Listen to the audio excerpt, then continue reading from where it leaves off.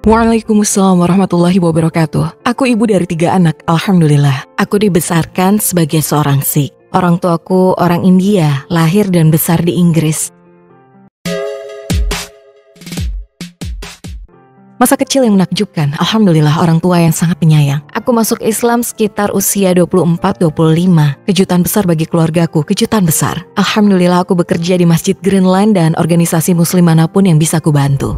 Bagaimana kehidupan beragamamu dulu? Apa yang kamu yakini? Saat aku tumbuh dewasa, orang tuaku mengajari agama Sikh yang sebenarnya sangat aku sukai. Aku pernah datang ke kuil emas Amritsar, aku menyukainya. Aku pernah ke Hemkund Sahib yang sebenarnya adalah ashram Hindu. Aku sangat menikmatinya. Sejak muda aku selalu merasa membutuhkan Tuhan. Aku merasa lebih bahagia dan puas saat pergi ke tempat-tempat ini. Jadi orang tuaku alhamdulillah menanamkan nilai agama padaku. Mereka mengajarkan moral, etika, kerja keras, pendidikan dan kejujuran. Mereka membesarkanku dengan sangat baik. Dan saat aku kuliah, aku menjalani gaya hidup sekuler. Aku tidak menjalankan praktik agama. Ada sisi spiritual, tapi aku tidak mempraktikkan agama apapun. Jujur, aku minum alkohol, memakai baju sesukaku, itu hal normal bagiku. Tidak ada yang salah dengan itu. Ini gaya hidup normal bagiku. Jadi sebelum aku masuk Islam, begitulah kehidupanku. Bagaimana pertama kali kamu mengetahui tentang Islam? Apakah kamu memiliki prasangka tentang Islam? Ya, aku sedikit Islamofobia. Ada banyak kejadian, Irak, dan sebagainya. Dulu aku takut saat mendengar kata Allahu Akbar. Digunakan untuk menakutiku. Dulu kupikir semua pria muslim sangat keras, memukul istri mereka dan sebagainya. Ada isu terkait usia Aisyah radhiyallahu anha. Ada banyak stereotip. Dulu aku pikir wanita muslim tertekan. Mengapa mereka harus mengenakan hijab? Ini tidak benar. Ada banyak isu. Bagaimana perjalananmu menuju Islam dimulai? Apa hal tentang Islam yang membuatmu terkesan? Lucunya, dengan semua stereotip tentang wanita muslim, hal pertama yang aku lihat dari Islam itu tentang perempuan dalam Islam. Aku mendengarkan banyak diskusi, banyak membaca di internet. Ada buku berjudul The Great Woman of Islam, karya Darussalam yang benar-benar luar biasa. Di kepalaku perempuan tertindas. Lalu aku mulai membaca tentang Islam dan sadar, tidak, masyarakatlah yang menindas perempuan. Dan Islam itu maju. Bahkan sangat maju sampai kurasa masyarakat masih berjuang untuk mengejarnya. Dan insya Allah akan kembali lebih kuat. Karena dengan semua masalah yang kita hadapi sekarang, dengan peran dan identitas gender, kurasa Islam punya semua jawabannya. Mungkin sudah saatnya kita mengejar ketertinggalan karena Islam membebaskan perempuan dalam banyak hal. Wanita ditempatkan di sini sebenarnya jika masyarakat paham itu, mereka akan sadar bahwa subhanallah, Islam memberi banyak hak pada wanita. Hak yang belum pernah ada sebelumnya di negara ini, di negara-negara muslim. Nabi Muhammad SAW mengajari kita untuk menghormati perempuan. Contohnya dengan memberi wanita mahar. Dulu wanita harus memberikan uang pada laki-laki. Sekarang laki-laki yang memberikan mahar pada wanita. Itu sangatlah penting untuk orang-orang yang dulu sedih saat melahirkan anak perempuan sampai mereka harus membunuhnya. Nabi Muhammad SAW bersabda, "Barang siapa yang mengasuh 2 anak perempuan hingga dewasa, maka aku dan dia akan masuk surga seperti ini." Juga terkait hal-hal kecil. Jika seorang wanita bertengkar, berdebat, berteriak padamu, tetaplah diam. Itu yang Nabi lakukan, tetap diam. Umar bin Khattab belajar. Dia ingin sekali menjawab saat berdebat dengan wanita. Namun beliau belajar tetap diam. Tidak apa-apa, biarkan mereka meluapkan emosinya. Membiarkan wanita meluapkan emosinya. Subhanallah, agama mana yang mengajarkan seperti itu? Ada banyak contoh, tapi pasti video ini akan sangat panjang. Jadi kamu terkesan dengan status perempuan dalam Islam. Lalu apa lagi?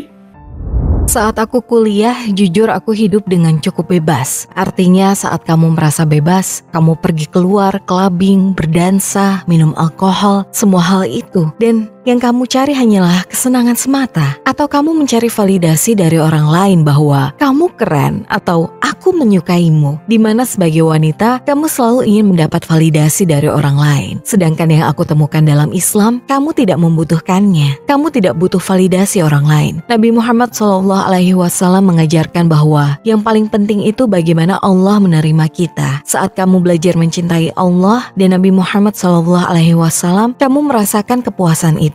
Kamu tidak perlu bergantung pada pria. Itulah berkah dari Allah. Dan kalian bersama-sama seperti ini bukan seperti ini. Hidup bersama seperti ini. Allah Subhanahu wa Ta'ala berfirman dalam Al-Quran bahwa Dia menciptakan pria dan wanita setara tapi berbeda. Hal ini luar biasa. Hal ini mengajarkanku bahwa saat Allah Subhanahu wa Ta'ala memerintahkan untuk menutup aurat sebagai wanita, memakai hijab, itu karena kita diciptakan berbeda. Aku mungkin ingin terlihat menarik, terlihat cantik, namun Allah telah menciptakan pria berbeda, di mana dia akan melihatmu dan berpikir, oh, aku bisa mendekatinya, aku bisa melakukan ini, atau aku bisa mengatakan ini. Jadi Allah berkata, lindungi dirimu, tutupi dirimu. Namun pria tetap punya hasrat itu. Karena saat sudah halal, kamu akan menikmatinya. Karena jika tidak ada hasrat itu, kamu akan mengeluh. Apa hal utama yang meyakinkanmu bahwa Islam itu 100% benar? Pergi ke Masjid Greenland.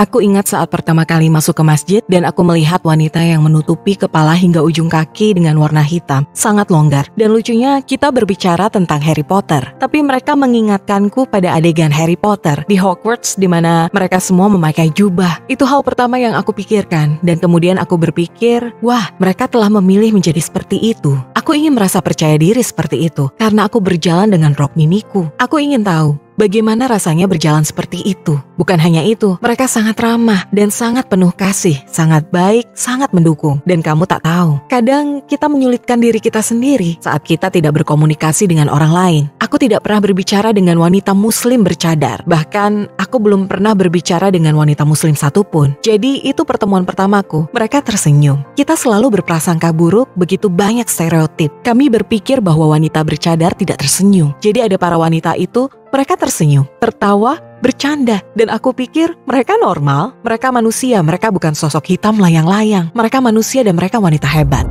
Bagaimana kamu bersyahadat dan apa yang kamu rasakan?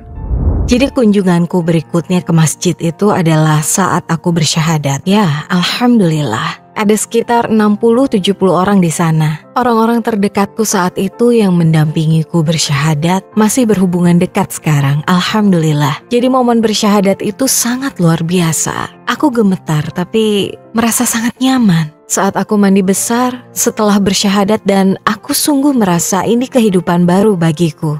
Ini awal yang baru. Allah Subhanahu wa Ta'ala membersihkan segalanya dan memberimu pahala dari kebaikan yang kamu lakukan. Rasanya sangat nyaman dan aku siap untuk menjadi wanita muslim. Aku mulai membaca dan... Bagaimana reaksi keluarga dan orang-orang di sekitarmu saat kamu masuk Islam? Itu sangat-sangat sulit, tetapi dalam kesulitan itu ada kemudahan di saat yang sama. Aku tidak menyadarinya, karena kami benar-benar berhenti berhubungan. Aku tidak punya pilihan selain mengandalkan Allah, karena pernikahanku akhirnya menjadi sangat sulit. Mempunyai anak juga menjadi kesulitan tersendiri. Setiap titik dalam hidupku rasanya sulit tanpa keluargaku, karena aku sangat dekat dengan mereka dan aku sangat mencintai mereka. Ada saat-saat di mana aku ingin memukul kepalaku ke dinding, agar aku bisa tidur. Karena ketika kamu terluka, kamu tak bisa beristirahat dan kamu banyak pikiran di kepalamu yang terus berulang. Segala sesuatu yang aku lihat, aku melihat ibu dan ayahku dulu, keluargaku, semuanya. Jika aku pergi ke supermarket, aku akan ingat pergi ke supermarket dengan ayahku di akhir pekan dan berbelanja kebutuhan sehari-hari. Jika aku mendengar lagu di Asda, aku ingat menari dengan adikku. Saat aku melihat sebuah program di TV, aku ingat menontonnya bersama kakakku. Semuanya. Jika aku mengalami kesulitan dalam rumah tanggaku, aku ingin lari ke keluargaku. Aku tidak bisa. Aku hanya akan keluar dan duduk di mobil sendirian. Jadi itu benar-benar sulit. Sangat sulit menjalani hidup tanpa keluargamu. Ini sangat sulit, masih sulit hingga sekarang. Sebagai muslim kita tahu dan memahami kisah para sahabat yang juga harus melakukan hal yang sama pada keluarga mereka dan meninggalkan keluarga mereka. Kami memahami bahwa Nabi Muhammad SAW harus memberitahu paman-pamannya bahwa, dengar, aku akan hidup dengan cara yang berbeda. Yang kita pelajari adalah bahwa mereka itu manusia biasa dan mereka berhak atas perasaan mereka. Dan sekarang aku tidak menahan apapun terhadap mereka. Harus aku akui bahwa ibuku masih menjadi panutanku. Dia masih orang yang kucintai lebih dari siapapun di dunia ini. Sama seperti Nabi Muhammad SAW mencintai pamannya yang bukan muslim dan menangis untuk pamannya dan melakukan segalanya untuknya. Aku merasakan hal yang sama pada ibuku. Dia adalah wanita yang luar biasa. Dia berhak atas perasaannya. Aku menyakitinya dan aku akan meminta maaf sampai hari aku mati untuk ibuku karena menyakitinya. Sebagai gantinya aku membuat doa untuk mereka. Aku sangat mencintai mereka. Kamu harus tahu bahwa mereka manusia yang baik. Penyesalanku adalah bahwa aku menyebabkan air mata orang tuaku. Aku pikir ada saat-saat di mana aku mencoba membela Islam dan mencoba membela keputusanku, dan aku mungkin berbicara tentang ibuku, dan mungkin aku berteriak pada satu titik bahwa aku menyesal. Karena Allah Subhanahu wa Ta'ala berfirman dalam Al-Quran bahwa kamu harus menghormati orang tuamu, entah mereka muslim atau bukan. Kadang aku berpikir, kenapa aku masih muslim? Karena kamu melalui begitu banyak ujian. Seperti yang aku katakan, selalu ada pikiran itu di benakku bahwa keluargaku ada di sana. Mereka berjarak 1 jam dariku. Mengapa aku masih hidup seperti ini? Ketika aku berjuang sendiri, ketika aku berjuang dengan anak-anak, atau secara finansial dan lainnya. Kenapa aku masih di sini? Dan itulah yang membuatku terus berjalan. Karena hanya sebagai contoh, aku bercerai. Itu sangat mengerikan, sangat sulit. Dan pada saat itu aku sendirian. Dan aku jujur saja sangat berjuang untuk tetap hidup. Aku tidak tahu apakah aku ingin hidup. Ada begitu banyak masalah yang aku hadapi saat itu. Saat itu aku pergi menemui bibiku. Aku tidak merencanakannya. Itu terjadi begitu saja. Aku baru saja muncul di depan pintunya. Dan untuk pertama kalinya dalam 10 tahun, seseorang dari keluargaku menunjukkan cinta padaku. Dia luar biasa. Dia membuatkanku teh, dia duduk bersamaku dan dia berkata, "Apakah kamu baik-baik saja?" Itu saja, apakah kamu baik-baik saja?